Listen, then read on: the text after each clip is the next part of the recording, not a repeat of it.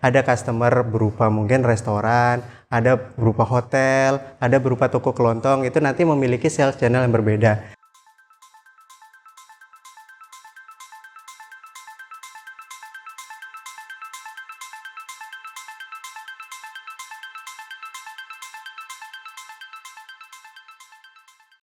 Halo pendengar setia LSCM Podcast, welcome to LSCM Podcast Season 2 bersama saya Rizky Revianto Putra.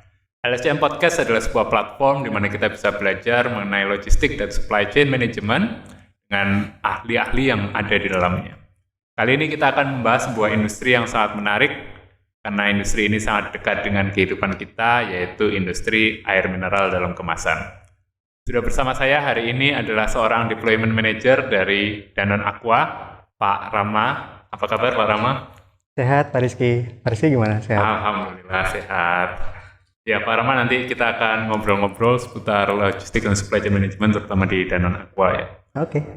Oke, mungkin sebagai pembuka Pak Rama bisa memperkenalkan diri dulu, termasuk juga mungkin apa yang dilakukan di Danone Aqua. Halo pendengar setia LSCM Podcast, nama saya Rama. Saya sekarang ada di Danone Aqua. Kebetulan job saya ada di Deployment Manager di Supply Chain. Untuk seharian sih saya lebih banyak ditempatkan di Regional 3, yang mana itu mencakup daerah Jawa Timur dan Jawa Tengah. Oke, jadi seorang Deployment Manager itu sebetulnya apa sih job desk-nya? Mungkin bisa diceritakan? Ya, kalau ngomongin Supply Chain Deployment Manager, pada dasarnya mereka bertanggung jawab untuk menjaga pengiriman dari pabrik-pabrik kita di Aqua ini untuk sampai ke tangan customer, mulai dari penjadwalan truknya sampai alignment dengan pihak pabrik supaya antara rencana produksi sama rencana dispatching atau pengiriman itu cocok sih. Seperti itu sih gambaran generalnya Pak Rizky. Jadi rasanya tanggung jawabnya besar ya, karena semua orang butuh air minum dan seorang deployment manager itu harus memastikan kalau apa yang diproduksi Danone Aqua itu bisa dinikmati lah. Ya, benar sekali. Kalau itu tidak lancar, pabriknya bisa macet dan customer tidak dapat produk. Oke, baik. Danone Aqua ini seperti yang kita mungkin sudah sama-sama tahu ya Pak Rama, salah satu mungkin pionir mungkin lah ya dalam industri air minum dalam kemasan. Untuk bisnis prosesnya pada dasarnya Danone Aqua itu memastikan untuk akses hidrasi ke konsumen itu bisa terjaga maksimal. Uniknya kita itu di Danone Aqua itu mulai pengolahan perlindungannya itu beda dengan pabrik yang lain.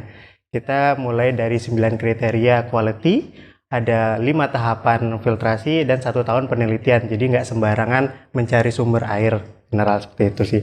Kemudian dari sumber yaitu air mineralnya itu kami kemas dalam kemasan yang terjaga secara kualitas dan didistribusikan ke customer dengan standar pangan yang sesuai pastinya. Oke, jadi ya penghasil sekaligus distribusi. Sampai distribusi. Oh, oke. Produsen air sekaligus distributor untuk air minum Aqua itu sendiri. Tadi dari penjelasannya rasanya Aqua ini punya concern yang luar biasa ya terkait dengan quality assurance-nya. Yes. Itu mungkin bisa diceritakan lebih detail terkait quality assurance dari Aqua-nya? Kalau untuk quality yang menjadi selling point utama mungkin dari Danone Aqua yang pastinya kita tidak sembarangan untuk mencari sumber air. Pasti sudah ada minimum 1 tahun penelitian sebelumnya. Kemudian untuk proses produknya sendiri itu sudah sesuai dengan standar. Dan untuk lokasi pabriknya biasanya sih mendekati dari sumbernya.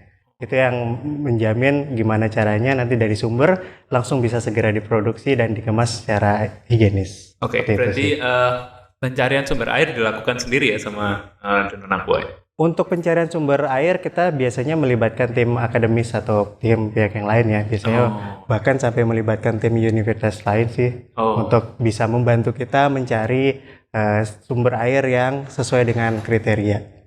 Menarik.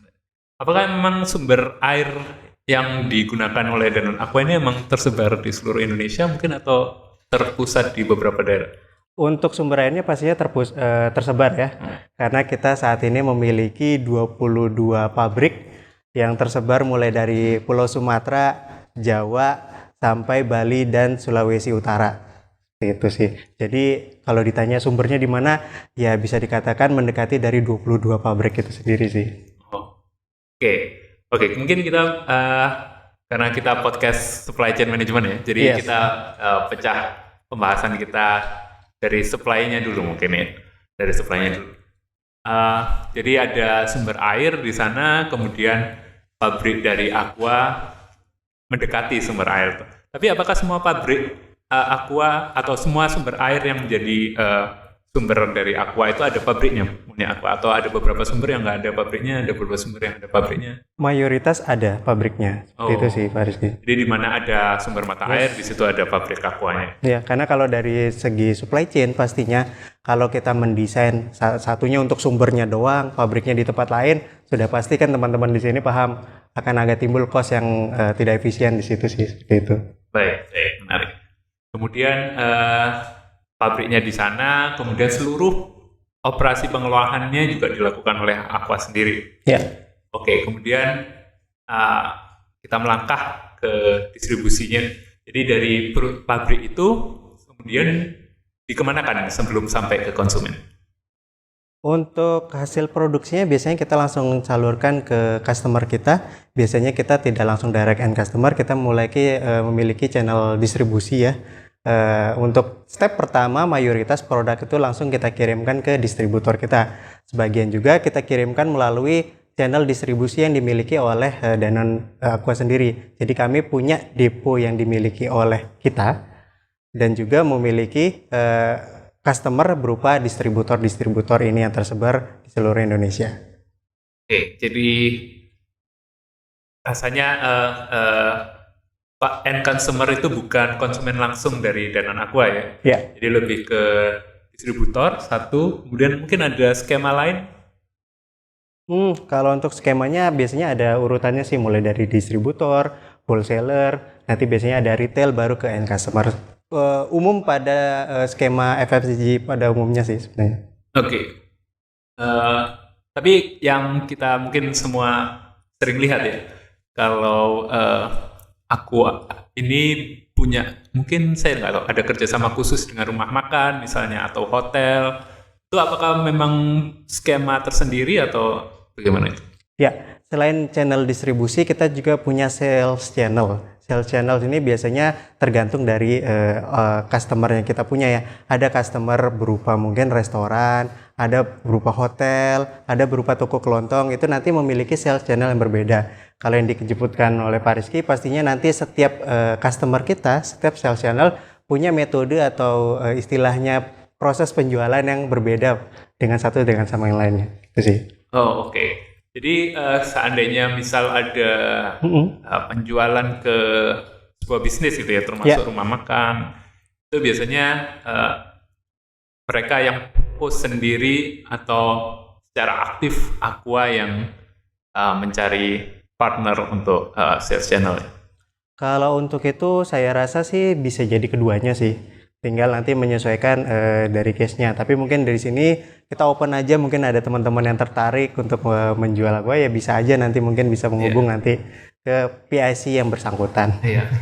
Ya, soalnya saya kebayangnya oke lah kalau bisnis besar gitu ya. Tapi kita juga sering lihat di rumah makan yang lebih kecil, di warung itu kan juga banyak yang menjual Aqua. Jadi sebenarnya channelnya itu sangat luas sebetulnya. Yes, karena kita membuka sales channel yang sesuai dengan karakter customer kita ya. Mulai dari yang skala besar, skala bisnis sampai perumahan. Bahkan teman-teman di sini kalau misalnya tertarik, kita punya sales yang disebut dengan Aqua Home Service.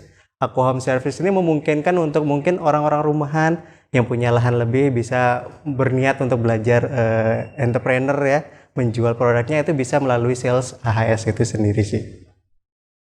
Gimana? Iya, saya jadi keinget di tempat saya, di komplek rumah saya, Pak Rama. Itu kayak ada semacam agen air minum Aqua. Benar. Itu termasuk itu ya berarti? Bisa termasuk itu. Oh iya, menarik. Oke. Belum itu mungkin bisa dijelaskan gimana caranya dari pabrik Aqua itu didistribusikan ke masing-masing distributor atau bisnis lain, apakah pengirimannya itu dilakukan sendiri oleh Aqua atau melibatkan pihak lain mungkin? Ya, Untuk mulai dari diproduksi, pastinya kita sudah punya rencana produksi sebelumnya yang sudah disesuaikan dengan angka forecast dan segala macam. Dan kemudian pabrik melakukan produksi, horizon planning kita biasanya weekly.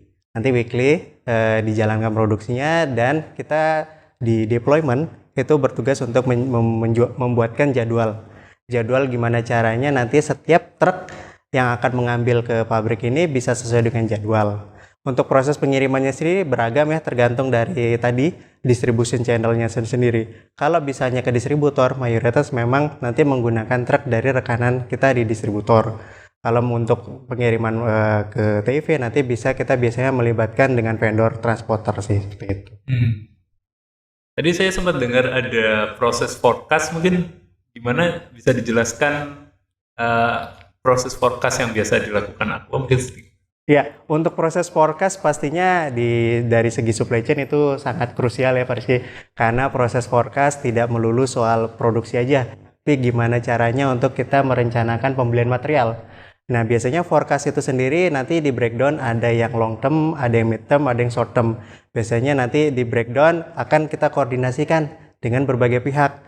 Dari yang angka yang long term turun ke mid dan short, itu akan dikoordinasikan dengan berbagai pihak, mulai dari pabrik, sales, dari marketing, dan segala macam.